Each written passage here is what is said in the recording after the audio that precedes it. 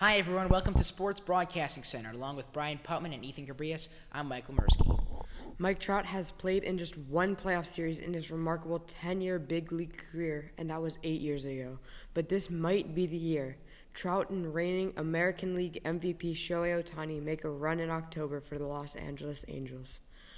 Trout, a three-time MVP, is putting up historic numbers, and Otani continues to impress at the plate and on the mound.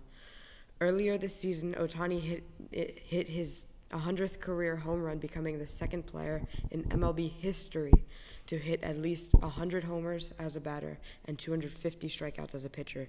The other player was Babe Ruth. The Memphis Grizzlies might be a small market team, but they plan to do whatever it takes to keep Ja Morant in the field. The NBA All-Star Most Improved Player in 2022 is eligible for a 5-year maximum contract extension.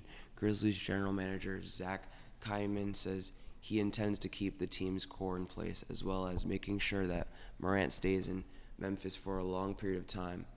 Morant ranked 9th among players in league merchandise this season and led the team to its highest playoff seeding over at number 2 in the Western Conference before being eliminated by the Golden State Warriors. Yeah, definitely a great year for the Grizzlies. The sale of the Denver Broncos could reach $5 billion, but there is no shortage of interested billionaires to buy the NFL franchise. Team president Joe Ellis says the new owner's number one priority will be building a new $2 billion dome stadium in Denver, which allows the Broncos to host a Super Bowl for the first time in their franchise history. Chelsea, in the English Premier League soccer team, sold for $3.1 billion in May. That's the most ever paid for a team in any sport. NBC's Sunday Night Football, the number one show on television for 11 years in a row, has named the first female lead host of Football Night in America. Maria Taylor debuted on the studio show last year as co-host with Mike Tirico, but will take over this season with Tirico moving into the booth to handle play-by-play. Taylor joined NBC Sports last year after failing to work out a contract with ESPN.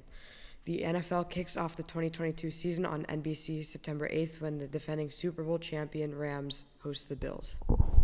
We are just months away from the World Cup in Qatar. The United States men's national team will be back on the global stage after missing out in the 2018 World Cup in Russia. The U.S. faces England in its first match. The two nations have formed quite a rivalry over the years.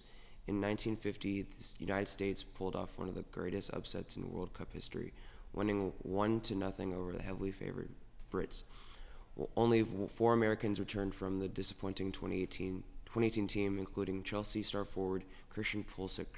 This will be the 11th all-time U.S. men's national team has qualified for the World Cup, and with its best finish coming in 1930 in its semifinals. The college football season is fast approaching, but the Southeastern Conference is looking ahead to 2025, when Oklahoma and Texas are set to join the SEC, making it a new 16-team super conference. The SEC has a goal that every school in football visiting each other of the other 15 schools at least once every 4 years. Meanwhile, the Big Ten Conference plans to reshape its future scheduling alignment and championship arrangement beginning in 2023. The Big Ten is discussing elimination of divisions and staging a football title game between the top 2 teams in the 14-team conference. That's it for a busy day in sports. For my co-anchors Ethan Gabrias and Michael Mursky, I'm Brian Putman. Thanks for watching Sports Broadcasting Center.